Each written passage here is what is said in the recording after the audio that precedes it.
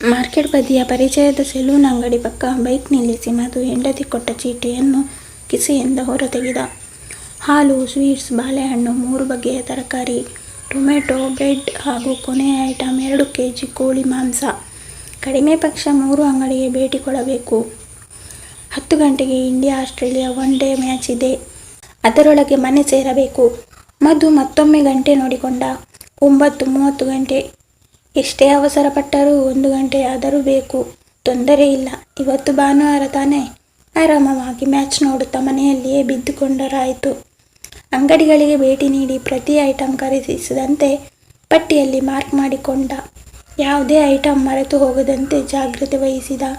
ಹೊರಡುವಾಗ ಹಲವು ಬಾರಿ ಹೆಂಡತಿಯಿಂದ ಎಚ್ಚರಿಕೆಯ ಸಿಗ್ನಲ್ ಪಡೆದುಕೊಂಡಿದ್ದ.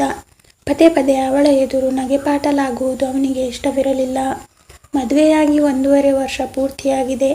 ಆದರೆ ತನ್ನ ಮರೆವಿನ ಬಗ್ಗೆ ಅವಳಿಗೆ ಈಗಾಗಲೇ ಹಲವು ಬಾರಿ ಅನುಭವ ಆಗಿದೆ. ಇನ್ನೆಂದೂ ಆಗಾಗಬಾರದು ಎಂದು ಅವನು ಬಹಳ ಎಚ್ಚರಿಕೆ ವಹಿಸುತ್ತಿದ್ದ. ಖರೀದಿಸಿದ ಎಲ್ಲ ಐಟಂಗಳನ್ನು ಬೈಕಿನ ಹ್ಯಾಂಡಲ್ಗೆ ಸಿಕ್ಕಿಸಿದ. ಪ್ಲಾಸ್ಟಿಕ್ ಚೀಲದ ಕೈ ಹರಿದು ಹೋಗದಂತೆ 2 ಚೀಲವನ್ನು ಕೇಳಿ ಪಡೆದುಕೊಂಡಿದ್ದ. ಎಲ್ಲ ಕೆಲಸವನ್ನು ಬಹಳ ತುರ್ತಾಗಿ ಮುಗಿಸಿ ಬೈಕಿನ ಸ್ಟ್ಯಾಂಡನ್ನು ತೆಗೆದು ಕುಳಿತುಕೊಂಡು ತನ್ನ ವಾಚನ್ನು ನೋಡಿಕೊಂಡ. ಆಗಲೇ ಗಂಟೆ 11:30 ದಾಟಿತ್ತು. ಇನ್ನು ಅರ್ಧ ಗಂಟೆಯ ಪ್ರಯಾಣವಿದೆ. ಪರವಾಗಿಲ್ಲ, 8-10 ಓವರ್ ಮುಗಿದಿರಬಹುದು ಅಷ್ಟೇ ತಾನೇ. ಅವನು ಬೈಕ್ ಸ್ಟಾರ್ಟ್ ಮಾಡಿ ಮನೆಯ ಕಡೆ ಸಾಗಿದ. ಮಧುವಿಗೆ ಈ ಮರೆವು ಹೊಸತೇನಲ್ಲ, ಬಾಲ್ಯದಿಂದಲೂ ಇತ್ತು. ಆಗ ಬೆಂಗಾವಲಾಗಿ ತಾಯಿ ಇದ್ದಳು. ಆದರೆ ಆಗ ಅವನಿಗೆ ಅದೇನೂ ದೊಡ್ಡ ವಿಷಯವಾಗಿ ಕಂಡುಬರಲಿಲ್ಲ. ಆದರೆ ಮದುವೆಯಾದ ಮೇಲೆ ಹೆಂಡತಿ ಎದುರು ಈ ರೀತಿ ತನ್ನ ಮರೆವು ಬಹಿರಂಗವಾದಾಗಲೆಲ್ಲ ಅವನಿಗೆ ಮುಜುಗರವಾಗುತ್ತಿತ್ತು. ಅವಳು ಮೊದಮೊದಲು ನಕ್ಕು ತಮಾಷೆ ಮಾಡುತ್ತಿದ್ದಳು. ಕ್ರಮೇಣ ಮುಖಗಂಟಿಕ್ಕಿಕೊಂಡು ಏರಿದ ಸ್ವರದಲ್ಲಿ ಜೋರು ಮಾಡಲು ತೊಡಗಿದಾಗ ಅವನ ಸ್ವಾಭಿಮಾನಕ್ಕೆ ಧಕ್ಕೆಯಾಗುತ್ತಿತ್ತು.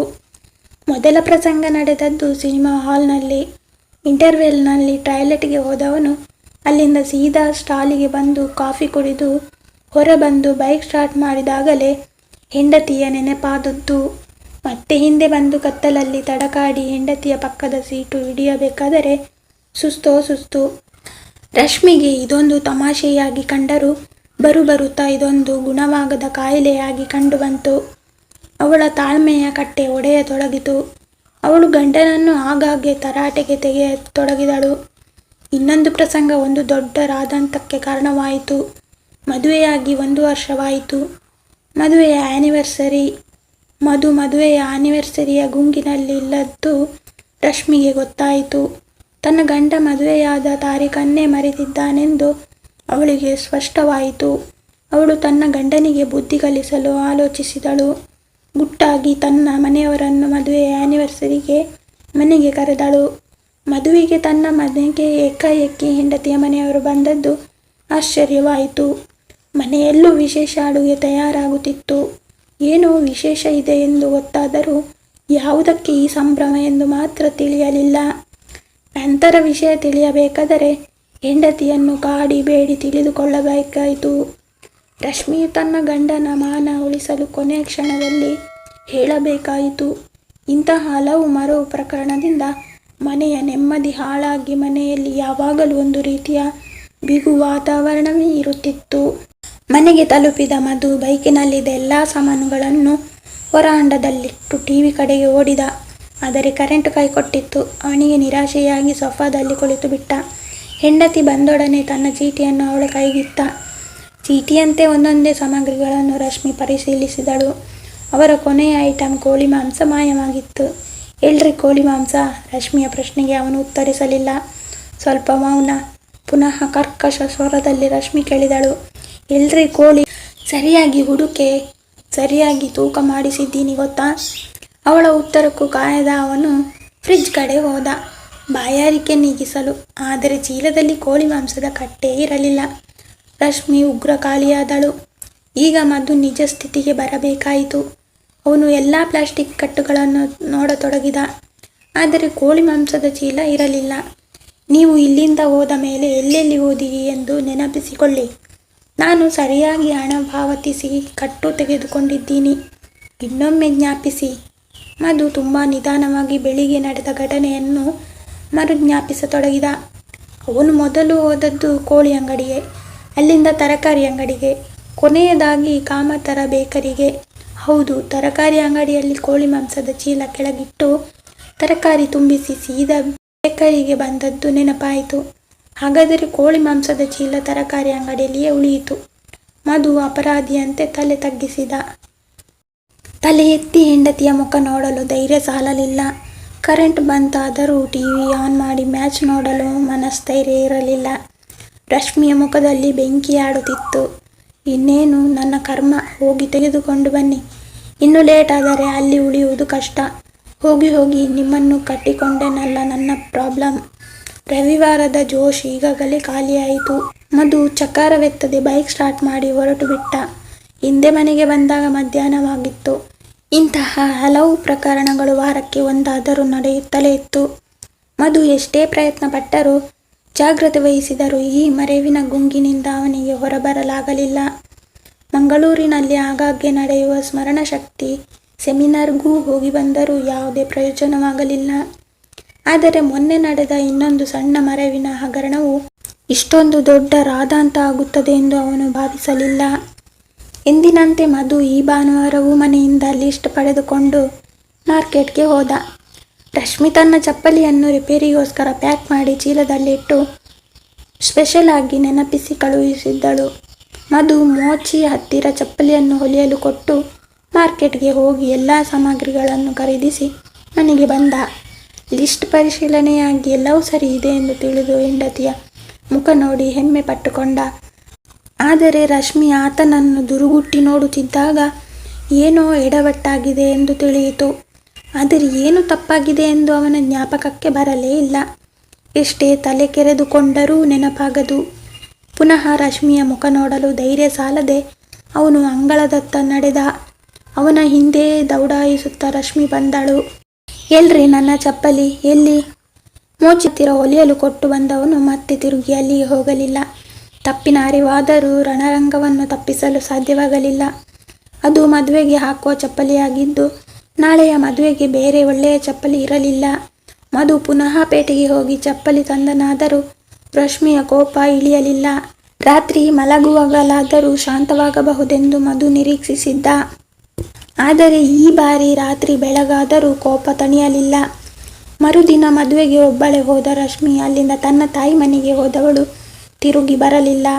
ಮಧುವಿಗೆ ಆತಂಕವಾಯಿತು. ರಶ್ಮಿಗೆ ಫೋನ್ ಮಾಡಿದ. ತನ್ನ ಮರೆವಿಗಾಗಿ ಕ್ಷಮೆ ಯಾಚಿಸಿದ. ಇನ್ನೊಮ್ಮೆ ಇಂತಹ ತಪ್ಪು ಮಾಡುವುದಿಲ್ಲ ಎಂದು ಭರವಸೆ ನೀಡಿದ. ಯಾವುದಕ್ಕೂ ರಶ್ಮಿ ಜಗ್ಗಲಿಲ್ಲ. ಪ್ರಕರಣಕ್ಕೆ ಸುಖಾಂತ್ಯ ನೀಡಲು ಅವಳ ತಂದೆ ತಾಯಿ ಪ್ರಯತ್ನಿಸಿದರು. ಅದು ಫಲಕಾರಿಯಾಗಲಿಲ್ಲ. ಪ್ರತಿದಿನ ಕಚೇರಿಯಿಂದ ಬಂದ ಮಧು ಹೆಂಡತಿಗೆ ಫೋನ್ ಮಾಡುತ್ತಿದ್ದ. ತನ್ನ ಏಕಾಂಗಿತನದ ಕಷ್ಟವನ್ನು ವಿಷದಪಡಿಸುತ್ತಿದ್ದ. ಯಾವುದಕ್ಕೂ ರಶ್ಮಿ ಕರಗಲಿಲ್ಲ. ನಿನ್ನ ಈ ಮರೆವಿನಿಂದಾಗಿ ನನಗೆ ಕೂಡಿ ಬಾಳಲು ಸಾಧ್ಯವಿಲ್ಲವೆಂದು ಸ್ಪಷ್ಟವಾಗಿ ಸಾರಿದಳು. ಆದರೂ ಮಧು ಗೋಗರೆಯುವುದು ನಿಲ್ಲಿಸಲಿಲ್ಲ. ಕೊನೆಗೊಂದು ಸವಾಲನ್ನು ರಶ್ಮಿ ಎಸೆದಳು. ಇದರಲ್ಲಿ ನೀನು ಗೆದ್ದೆ ಆದರೆ ನಾನು ಯಾವುದೇ ಶರ್ತವಿಲ್ಲದೆ ಮನೆಗೆ ಹಿಂದಿರುಗುತ್ತೇನೆ ಎಂದಳು. ಏನಿದು ನಿನ್ನ ಷರತ್ತು? ಮಧುವಿನ ಸ್ವರದಲ್ಲಿ ಉದ್ವೇಗ ಇತ್ತು. ಬರೇ ಸಿಂಪಲ್. ನಾನು ಹುಟ್ಟಿದ ದಿನಾಂಕ ಮತ್ತು ತಿಂಗಳು ಹೇಳಬೇಕು. ಅದು 1 ವಾರದೊಳಗೆ. ರಶ್ಮಿ ಗಂಭೀರವಾಗಿ ಹೇಳಿದಳು. ಅಷ್ಟೇ ತಾನೇ, ಬಿಡು, 1 ವಾರದೊಳಗೆ ಹೇಳುತ್ತೇನೆ. ಮಧು ಆತ್ಮಗೌರವಕ್ಕೆ ಬೇಕಾಗಿ ಉತ್ತರಿಸಿದನೇ ಹೊರತು ಅವನಲ್ಲಿ ಅಳುಕಿತ್ತು. ನಿಜವಾಗಿಯೂ ಅವನಿಗೆ ಅವಳ ಹುಟ್ಟಿದ ದಿನಾಂಕ ಹಾಗೂ ತಿಂಗಳು ಮರೆತು ಹೋಗಿತ್ತು. ಮದುವೆಯಾಗಿ 1.5 ವರ್ಷ ಹತ್ತಿರವಾಗುತ್ತಿದ್ದು ಈ ಮಧ್ಯೆ ಒಮ್ಮೆ ಅವಳ ಬರ್ತ್ಡೇ ಆಚರಿಸಲಾಗಿತ್ತು. ಅದು ಸುಮಾರು ಕೆಲವು ತಿಂಗಳ ಹಿಂದೆ. ಆದರೆ ಯಾವ ತಿಂಗಳಲ್ಲಿ ಆಚರಿಸಲಾಗಿದೆ ಎಂದು ಎಷ್ಟು ತಲೆ ಕೆಡಿಸಿಕೊಂಡರೂ ಅವನ ನೆನಪಿಗೆ ಬರಲಿಲ್ಲ. ಕಚೇರಿಯಿಂದ ಮನೆಗೆ ಬಂದವನೇ ರಶ್ಮಿಯ ರೂಮಿನಲ್ಲೆಲ್ಲ ತಡಕಾಡಿದ. ಅವಳ ಡೈರಿ ಏನಾದರೂ ಸಿಗಬಹುದೇ ಎಂದು. ಆದರೆ ಅವನ ಗ್ರಹಚಾರಕ್ಕೆ ಯಾವುದೇ ಪುರಾವೆಗಳು ಮನೆಯಲ್ಲಿ ಸಿಗಲಿಲ್ಲ. ಕೊನೆಗೆ ಮಧುವಿಗೆ ನೆನಪಾದುದು ಪಟ್ಟಣದ ಪ್ರಖ್ಯಾತ ಜ್ಯೋತಿಷಿ ರಂಗಾಚಾರ್ಯ. ಅತಿ ಹುರುಪಿನಿಂದ ಮಧು ಜ್ಯೋತಿಷಿ ರಂಗಾಚಾರ್ಯರ ಬಳಿಗೆ ಹೋದನು. ಮಧುವಿನಿಂದ ಅವನ ಹೆಂಡತಿಯ ನಡತೆ, ಗುಣ, ರೂಪ, ಇಷ್ಟಪಡುವ ಬಣ್ಣ, ಹವ್ಯಾಸ, ಆಸಕ್ತಿ, ವಿದ್ಯಾಭ್ಯಾಸ ಇತ್ಯಾದಿ ಮಾಹಿತಿ ಪಡೆದು ಕೂಡಿಸು, ಕಳೆ, ಗುಣಿಸು, ಲೆಕ್ಕ ಮಾಡಿ ಪಂಚಾಂಗಗಳನ್ನೆಲ್ಲ ತಿರುಗಿ ಹಾಕಿ ರಂಗಾಚಾರ್ಯರು ಗಂಭೀರವಾಗಿ ಹೇಳಿದರು. ನೋಡಪ್ಪ, ಹುಟ್ಟಿದ ದಿನಾಂಕ ಹಾಗೂ ತಿಂಗಳನ್ನು ನಿಖರವಾಗಿ ಹೇಳಲು ಆಗುವುದಿಲ್ಲ. ಆದರೆ ನಿಮ್ಮ ಹೆಂಡತಿಯ ರೂಪ, ಗುಣ, ಹವ್ಯಾಸ, ಸ್ವಭಾವ, ಆಸಕ್ತಿಗಳ ಆಧಾರದ ಮೇಲೆ ಮಕರ ರಾಶಿಯಲ್ಲಿ ಹುಟ್ಟಿರಬಹುದೆಂದು ಹೇಳಬಹುದು. ಆದರೆ ಇದಕ್ಕೂ ಗ್ಯಾರಂಟಿಯನ್ನು ಕೊಡಲಾಗುವುದಿಲ್ಲ. ಮಧು ರಂಗಾಚಾರ್ಯರ ಶ್ರಮದ ಫಲಕ್ಕೆ ಪ್ರತಿಫಲ ನೀಡಿ ಜೋಲು ಮೊರೆ ಹಾಕಿಕೊಂಡು ಮನೆಗೆ ಹಿಂದಿರುಗಿದ. ಈಗ ಅವನಿಗೆ ನೆನಪಿಗೆ ಬಂದದ್ದು ಗೆಳೆಯ ತುಕಾರಾಮ. ತುಕಾರಾಮ ತುಂಬ ಬುದ್ಧಿವಂತ. ಅವನ ಬಾಲ್ಯದ ಗೆಳೆಯ ಹಾಗೂ ಸಹಪಾಠಿ. ಓದುವುದರಲ್ಲಿ ಜಾಣ. ಈಗ ಬೆಂಗಳೂರಿನ ಪ್ರತಿಷ್ಠಿತ ಸಾಫ್ಟ್ವೇರ್ ಕಂಪನಿಯಲ್ಲಿ ಸೀನಿಯರ್ ಇಂಜಿನಿಯರ್. ಆದರೆ ಅವನು ಮಾತನಾಡಲು ಸಿಗುವುದು ರಾತ್ರಿ 1 ಗಂಟೆಯ ಮೇಲೆಯೇ. ಯಾಕೆಂದರೆ ಅವನಿಗೆ ಕಂಪನಿಯಲ್ಲಿ ಶಿಫ್ಟ್ನಲ್ಲಿ ಕೆಲಸ. ರಾತ್ರಿ 10 ಗಂಟೆಗೆ ಮಲಗುವ ಮಧು ಆ ದಿನ 1 ಗಂಟೆ ರಾತ್ರಿಯವರೆಗೂ ಮಲಗಲಿಲ್ಲ. ಟಿವಿ ನೋಡುತ್ತಾ ಕುಳಿತು ಬಿಟ್ಟ. ಅವನ ಮನಸ್ಸೆಲ್ಲ ರಾತ್ರಿ 1 ಗಂಟೆಯಾಗುವುದನ್ನೇ ಕಾಯುತ್ತಿತ್ತು. ರಾತ್ರಿ 1ಕ್ಕೆ ಸರಿಯಾಗಿ ತುಕಾರಾಮನಿಗೆ ಫೋನ್ ಮಾಡಿದ. ತುಕಾರಾಮ ಮಾತನಾಡಲು ಸಿಕ್ಕಿದ. ಉಭಯ ಕುಶಲೋಪರಿಯ ನಂತರ ಮಧು ತನ್ನ ಕಥೆಯನ್ನು ವಿವರವಾಗಿ ತಿಳಿಸಿದ. ಕೊನೆಗೆ ರಶ್ಮಿ ಒಡ್ಡಿದ ಸವಾಲಿನ ಬಗ್ಗೆಯೂ ವಿವರಿಸಿದ. ಎಲ್ಲವನ್ನೂ ತಿಳಿದುಕೊಂಡ ತುಕಾರಾಮ, ನಾಳೆ ರಾತ್ರಿ ಫೋನ್ ಮಾಡುತ್ತೇನೆ. ಖಂಡಿತ ನಿನ್ನ ಸಮಸ್ಯೆಯನ್ನು ಪರಿಹರಿಸುತ್ತೇನೆ. ಯಾವುದಕ್ಕೂ ನನಗೆ ಆಲೋಚಿಸಲು ಸಮಯ ಕೊಡು ಎಂದ. ಅಂದು ರಾತ್ರಿ ಮಧು ನೆಮ್ಮದಿಯಿಂದ ಮಲಗಿದ. ಮರುದಿನ ರಾತ್ರಿ 1 ಗಂಟೆಗೆ ಸರಿಯಾಗಿ ತುಕಾರಾಮನ ಫೋನ್ ಬಂತು. ನೋಡು ಮಧು, ಕಳೆದ ವರ್ಷದ ಬರ್ತ್ಡೇ ದಿವಸ ನೀವಿಬ್ಬರು ಎಲ್ಲೆಲ್ಲಿಗೆ ಹೋಗಿರುವಿರಿ ಎಂಬ ಬಗ್ಗೆ ಆಲೋಚಿಸು. ಈ ಮಾಹಿತಿ ಅತಿ ಅಮೂಲ್ಯವಾದುದು. ಮಧು ಸ್ವಲ್ಪ ಹೊತ್ತು ಆಲೋಚಿಸಿದ ನಂತರ ಏನೋ ನೆನಪಾಯಿತು. ಅವನು ಈ ಆಲೋಚನೆ ಗಳಿಸಲು ತುಂಬ ಶ್ರಮ ಪಡಬೇಕಾಯಿತು. ನೆನಪು ಬಂತು. ತುಕಾರಾಮ, ನಾವು ಮಧ್ಯಾಹ್ನದವರೆಗೆ ಮನೆಯಲ್ಲಿಯೇ ಇದ್ದೆವು. ಕೇಕ್ ಕಟ್ ಆದ ಮೇಲೆ ಸ್ವಲ್ಪ ಹೊತ್ತು ಟಿವಿ ಕಾರ್ಯಕ್ರಮ ನೋಡಿದೆವು. ಮಧ್ಯಾಹ್ನದ ಊಟದ ನಂತರ ನಾವು ಸಂಜೆ ಸಿನಿಮಾಕ್ಕೆ ಹೋಗಿದ್ದೆವು. ರಾತ್ರಿ ಹಿಂತಿರುಗುವಾಗ ಹೋಟೆಲ್ನಲ್ಲಿ ಊಟ ಮುಗಿಸಿ ಬಂದೆವು. ಇಷ್ಟೇ ನಮ್ಮ ಕಾರ್ಯಕ್ರಮ. ನಿನಗೆ ಪಿಕ್ಚರ್ ಯಾವುದಂತೂ ನೆನಪಿದೆಯಾ? ಮತ್ತು ಯಾವ ಟಾಕೀಸ್ ಎಂದು ಕೂಡ ನೆನಪಿದೆಯಾ? ಟಾಕೀಸು ನೆನಪಿದೆ. ಮತ್ತು ಅವಳ ಇಷ್ಟದ ಹಿಂದಿ ಚಿತ್ರ ಅದು. ಚಿತ್ರದ ಹೆಸರು ಮುಹಬ್ಬತೇಂ. ತುಂಬ ಸಮಯದಿಂದ ಅದನ್ನು ನೋಡಬೇಕೆಂದು ಹೇಳುತ್ತಿದ್ದಳು. ಅಲ್ಲದೆ ಅದು ಕೊನೆಯ ಪ್ರದರ್ಶನ ಎಂದು ಬೋರ್ಡು ಹಾಕಿತ್ತು. ಹಾಗಾದರೆ ನೀನೊಂದು ಕೆಲಸ ಮಾಡು. ಆ ಟಾಕೀಸ್ನ ಮಾಲೀಕನಿಗೆ ಫೋನ್ ಮಾಡು ಮತ್ತು ಆ ಚಿತ್ರ ಕೊನೆಯದಾಗಿ ಓಡಿದ ದಿನಾಂಕ ಹಾಗೂ ತಿಂಗಳು ತಿಳಿದುಕೋ. ಆ ದಿನಾಂಕದಂದೇ ಹೆಂಡತಿಯ ಬರ್ತ್ಡೇ ದಿನಾಂಕ. Okay, right. ನಾಳೆಯೇ ಟ್ರೈ ಮಾಡಿ ತಿಳಿಸುತ್ತೇನೆ. ಮಧು ಆ ದಿನವೂ ಸುಖ ನಿದ್ದೆಗೆ ಹೋದನು. ಮರುದಿನ ಬಹಳ ಕಷ್ಟಪಟ್ಟು ಆ ಟಾಕೀಸ್ನ ಮಾಲೀಕನ ಫೋನ್ ನಂಬರ್ ಸಂಗ್ರಹಿಸಿದ ಮತ್ತು ಫೋನಿನಲ್ಲಿ ಸಂಪರ್ಕಿಸಿದ. ಆ ಚಿತ್ರ ಯಾವ ತಿಂಗಳಿನಿಂದ ಯಾವ ತಿಂಗಳವರೆಗೆ ಓಡಿದೆ ಎಂದು ಹೇಳಬಹುದು. ಅದಕ್ಕೂ ಸ್ವಲ್ಪ ವಾರಗಳ ಕಾಲಾವಕಾಶ ಬೇಕು. ಯಾಕೆಂದರೆ ನಮ್ಮ ಮ್ಯಾನೇಜರ್ ಊರಲ್ಲಿಲ್ಲ. ಅದರ ಕೊನೆಯ ದಿನಾಂಕವನ್ನು ಮಾತ್ರ ಹೇಳಲು ಸಾಧ್ಯವಿಲ್ಲ. ಯಾಕೆಂದರೆ ಆ ಚಿತ್ರ ಸುಮಾರು ತಿಂಗಳುಗಳ ಹಿಂದೆ ಪ್ರದರ್ಶನವಾಗಿದೆ.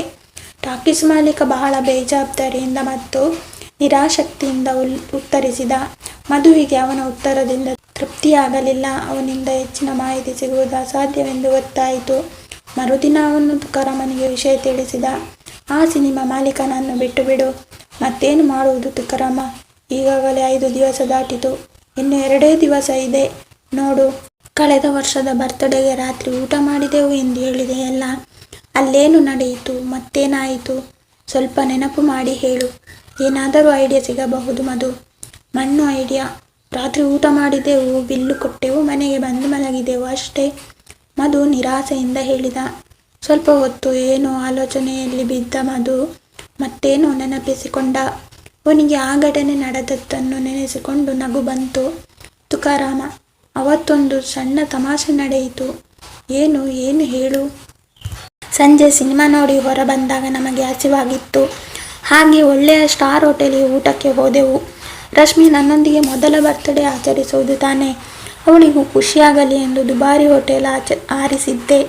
ಆದರೆ ಟಾಕೀಸ್ನಲ್ಲಿಯೋ ಸ್ಟಾಲಿನಲ್ಲಿಯೋ ನನ್ನ ಪರ್ಸ್ ಕಳೆದು ಹೋಗಿತ್ತು. ಬಹುಶಃ ಸ್ಟಾಲಿನಲ್ಲಿ ಕೋಲ್ಡ್ ಡ್ರಿಂಕ್ಸ್ ಕುಡಿದು ಹಣ ಕೊಡುವಾಗ ಪರ್ಸ್ ಮರೆತು ಅಲ್ಲಿಟ್ಟೇನೋ ಅಥವಾ ಥಿಯೇಟರ್ ಒಳಗೆ ಪಿಕ್ ಪಾಕೆಟ್ ಆಯಿತೋ ಗೊತ್ತಿಲ್ಲ. ಅಂತೂ ಹೋಟೆಲ್ನಲ್ಲಿ ನನ್ನ ಮಾನ ಹರಾಜು ಆಗುವುದರಲ್ಲಿತ್ತು. ಬಹಳ ಇಂಟ್ರೆಸ್ಟಿಂಗ್ ವಿಷಯ. ಮತ್ತೇನು ಮಾಡಿದೆ? ಆ ಹೋಟೆಲ್ ಮ್ಯಾನೇಜರ್ ನನ್ನ ಪರಿಚಯದವರು. ಯಾಕೆಂದರೆ ನಮ್ಮ ಕಂಪನಿಯ ತಿಂಗಳ ಕಾನ್ಫರೆನ್ಸ್ ಅಥವಾ ಮೀಟಿಂಗ್ ಎಲ್ಲ ಅದೇ ಹೋಟೆಲಿನಲ್ಲಿ ನಡೆಯುತ್ತಿರುವುದರಿಂದ ಮ್ಯಾನೇಜರ್ ನನಗೆ ತುಂಬ ಸ್ನೇಹಿತರಾಗಿ ಬಿಟ್ಟಿದ್ದರು. ನಿಜ ವಿಷಯ ತಿಳಿಸಿದೆ. ಅವರು ನಕ್ಕು, ನಿಧಾನ ಕಳಿಸಿ ಕೊಡಿ ಸಾರ್, ಅದಕ್ಕೇನಂತೆ ಅಂದರು. ಆದರೆ ಅಭಿಮಾನ ಬಿಡಲಿಲ್ಲ. ನೀನೇನು ಮಾಡಿದೆ? ಬೈಕಿನ ಬಾಕ್ಸ್ನಲ್ಲಿ ಬ್ಯಾಂಕಿನ ಪಾಸ್ಬುಕ್ ಪುಸ್ತಕ, ಚೆಕ್ ಪುಸ್ತಕ ಯಾವಾಗಲೂ ಇರುತ್ತಿತ್ತು. ನಾನು ಬೈಕಿನಿಂದ ಚೆಕ್ ಬುಕ್ ತಂದು ಹೋಟೆಲಿನ ಮೊತ್ತಕ್ಕೆ ಚೆಕ್ ಬರೆದು ಕೊಟ್ಟೆ. ಎಷ್ಟು ಮೊತ್ತಕ್ಕೆ ಬರೆದಿದ್ದಿ? ಅದೇನಾದರೂ ನೆನಪಿದೆಯಾ? ಇಲ್ಲ, ಬಹುಶಃ 500 ರೂಪಾಯಿ ಒಳಗಿರಬೇಕು. ಗುಡ್. ನೀನು ಬೈಕಿನಿಂದ ಚೆಕ್ ಬುಕ್ ತೆಗೆದು ಕೌಂಟರ್ ಪುಟ ನೋಡು. ಅಲ್ಲಿ ಹೋಟೆಲಿನ ಹೆಸರು, ಮೊತ್ತ ಗೊತ್ತಾಗುತ್ತದೆ. ಅದರಲ್ಲಿ ದಿನಾಂಕ ಇರುತ್ತದೆ. ಅದೇ ನಿನ್ನ ಹೆಂಡತಿಯ ಹುಟ್ಟಿದ ತಾರೀಕು, ಸರಿ ತಾನೆ? ಹೌದೌದು, ಈಗಲೇ ನೋಡುತ್ತೇನೆ ತುಕಾರಾಮ. ನಿನಗೆ ಮತ್ತೆ ಫೋನ್ ಮಾಡುತ್ತೇನೆ. ಮಧು ಫೋನ್ ಕೆಳಗಿಟ್ಟು ಬೈಕಿನ ಕಡೆಗೆ ಓಡಿದ. ಬೀಗ ತೆಗೆದು ಚೆಕ್ ಲೀಫ್ ತಿರುಗಿಸಿದ. ಒಂದು 7-8 ಕೌಂಟರ್ ಫ್ಯೂಲ್ಗಳಿದ್ದವು. ಅದರಲ್ಲಿ ಒಂದು ಹೋಟೆಲಿನ ಹೆಸರಿದ್ದು ಮೊತ್ತ 485 ಬರೆದಿತ್ತು. ದಿನಾಂಕ ಡಿಸೆಂಬರ್ 30. ಮಧು ಸಂತೋಷ ತಡೆಯಲಾರದೆ ತುಕಾರಾಮನಿಗೆ ಫೋನ್ ಮಾಡಿ ಧನ್ಯವಾದ ತಿಳಿಸಿದ. ಆ ದಿನ ಡಿಸೆಂಬರ್ 29. ಇನ್ನು ಒಂದು ದಿನ ಕಳೆದು ರಶ್ಮಿಗೆ ಫೋನ್ ಮಾಡಬೇಕು. ಅಲ್ಲಿಯವರೆಗೂ ಸುಮ್ಮನೆ ಇದ್ದು ಬಿಡುವುದು ಎಂದು ತೀರ್ಮಾನ ಮಾಡಿದ. ಡಿಸೆಂಬರ್ 29 ರಾತ್ರಿ 12 ಗಂಟೆ 1 ನಿಮಿಷಕ್ಕೆ ರಶ್ಮಿಗೆ ಮಧು ಫೋನ್ ಮಾಡಿ ಹ್ಯಾಪಿ ಬರ್ತ್ಡೇ ರಶ್ಮಿ ಎಂದು ಹೇಳಬೇಕೆನಿಸಿತು. ರಶ್ಮಿ ನಿದ್ದೆಯಲ್ಲಿದ್ದಳು. ಮೊಬೈಲ್ ರಿಂಗಿಗೆ ಎಚ್ಚರವಾದಾಗ ಅವಳಿಗೆ ಆಶ್ಚರ್ಯವಾಯಿತು. ಹೌದು, ಸರಿಯಾದ ಸಮಯಕ್ಕೆ ಮಧು ಫೋನ್ ಮಾಡಿದ್ದ. ಅವಳಿಗೆ ಯಾರೂ ವಿಶ್ ಮಾಡಿರಲಿಲ್ಲ. ಮಧುವಿಗೆ ತಾನೇ ಮೊದಲು ವಿಶ್ ಮಾಡಬೇಕೆಂಬ ಆಸೆ ಇತ್ತು. ಅದಕ್ಕಾಗಿ ಅವನು ರಾತ್ರಿ 12 ಗಂಟೆಯವರೆಗೂ ಕುಳಿತುಕೊಂಡಿದ್ದ. ಅವಳಿಗೆ ಒಂದು ಕಡೆ ಸಂತೋಷ.